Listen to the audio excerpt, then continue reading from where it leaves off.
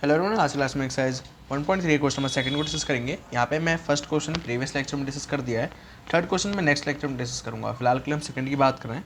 हमारा क्वेश्चन है prove that 3 + 2√5 is irrational. Question according यहाँ पे कहा गया कि 3 + 2√5 ये जो आपको टर्म दे रखा है, ये जो पूरा टर्म है ये इरेशनल है, मतलब ये एक इरेशनल नंबर है, ऐसा आपको प्रूव करना है। चलिए प्रूव करते हैं।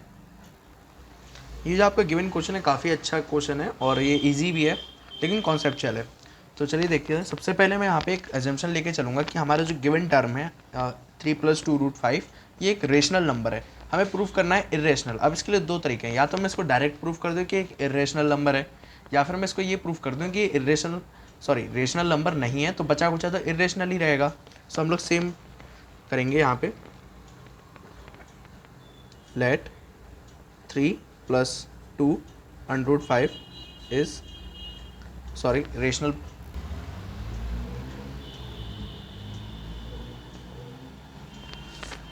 मैंने यहाँ पे एक एग्जाम्पशन लिया है कि आपका जो गिवन नंबर है या गिवन टर्म है 3 + 2√5 ये कैसा एक नंबर है, रेशनल नंबर है। अब हम लोग जानते हैं कि जो रेशनल नंबर होते हैं P/Q की फॉर्म में होते हैं।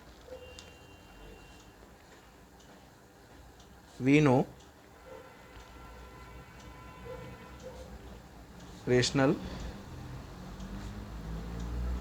numbers are in the form of P/Q where Q is not equal to 0।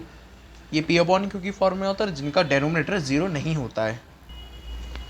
अब इसके बाद आप लोग यहाँ पे चाहें तो P/Q के बजाय A/B भी ले सकते हैं, वो तो बस एक डिनोट करने का एक तरीका है। आप P से करें या Q से करें, A से करें या B से करें, अब आपके ऊपर है।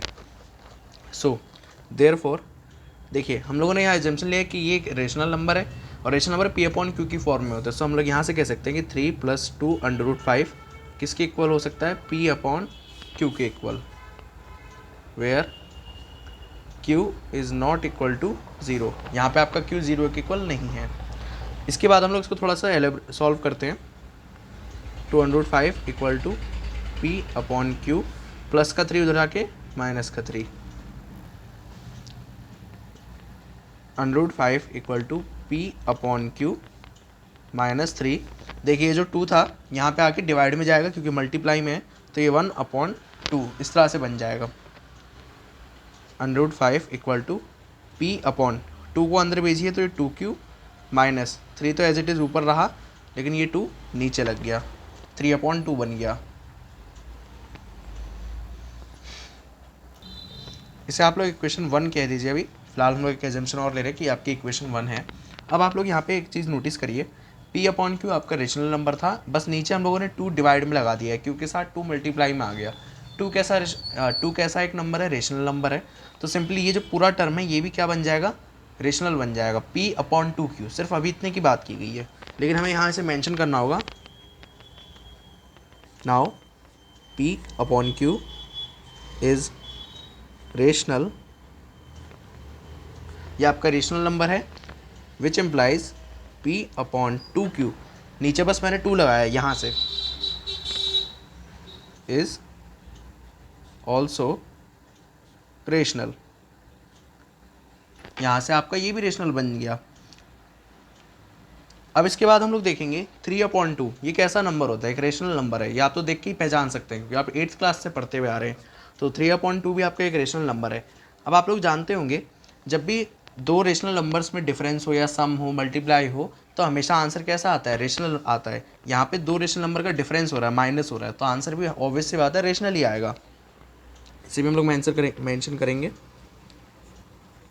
P/Q -3/2, P/2Q होगा। ओके, यहाँ पे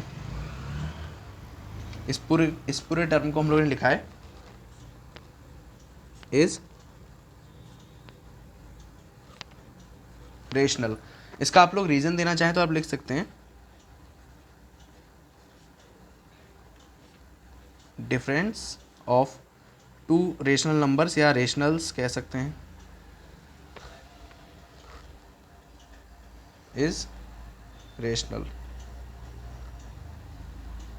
मैं यहाँ पे एक बार फिर से रिपीट करके चलता हूँ। मैंने इस पूरे टर्म को रेशनल बताया, क्यों बताया, क्योंकि ये दोनों ही नंबर, ये वाला नंबर और ये वाला नंबर, दोनों ही रेशनल नंबर थे। और जब भी कोई दो रेशनल नंबर का डिफरेंस हम लोग निकालें या सम करें तो हमेशा आंसर कैसा आएगा, रेशनल आएगा। इसलिए मैंने यहाँ रीज़न भी दिया है इसका। ओके, आप भी दे दीजिएगा। अब इसके बाद आप लोग देख सकते हैं कि हम लोगों ने इसको रेशनल बता दिया, मतलब इस टर्म को रेशनल बता दिया। ये अगर आपका रेशनल आ गया, इसका मतलब √5 भी रेशनल है, क्योंकि ये दोनों आपस में इक्वल दे रखे हैं। इक्वल का मतलब सेम होता है, मतलब कि अगर सामने वाला लेफ्ट हैंड साइड में कोई रेशनल है तो बगल उसका राइट हैंड साइड भी रेशनल हो जाएगा। लेफ्ट हैंड साइड में अगर रेशनल है तो राइट हैंड साइड रेशनल हो जाएगी। तो वैसे ये रेशनल है तो √5 भी क्या बन गया, रेशनल बन गया। इसे हम लोग मैंशन करेंगे।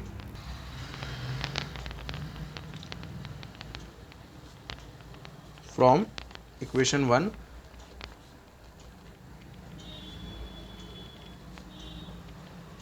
वी कैन से, हम लोग इक्वेशन 1 से क्या कह सकते हैं, डेट √5 इज रेशनल, ऐसा हम लोग कह सकते हैं, जैसा इक्वेशन 1 में हम लोगों ने देखा। लेकिन आप लोग जानते हैं कि √5 या √ के अंदर कोई भी नंबर होता है तो वो इरेशनल होता है, √2, √3, √5। So but we no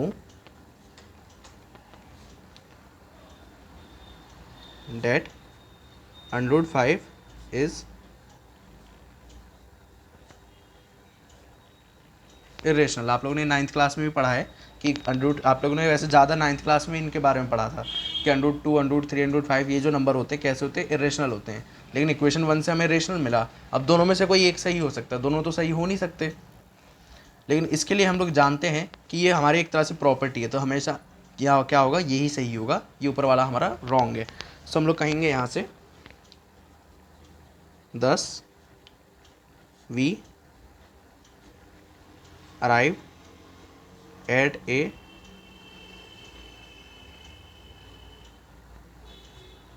contradiction।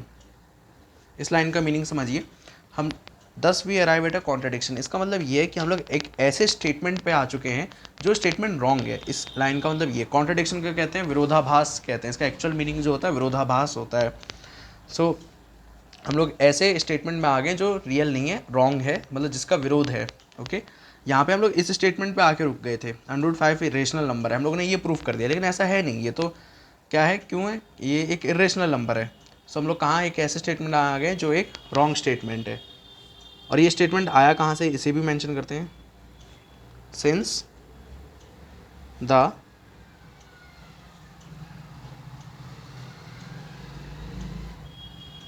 contradiction arises by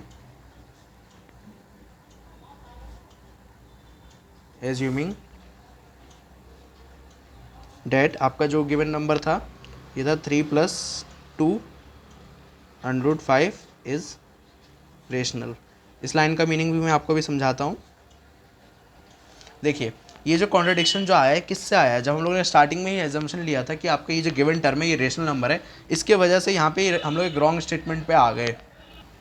सो यही मीनिंग है इस लाइन का कि हम लोग किस तरह से इस स्टेटमेंट पे आए, इसके वजह से कि हम लोगों ने इसको एक रेशनल नंबर एजम्पशन किया था। Hence 3 + 2 √5 is irrational.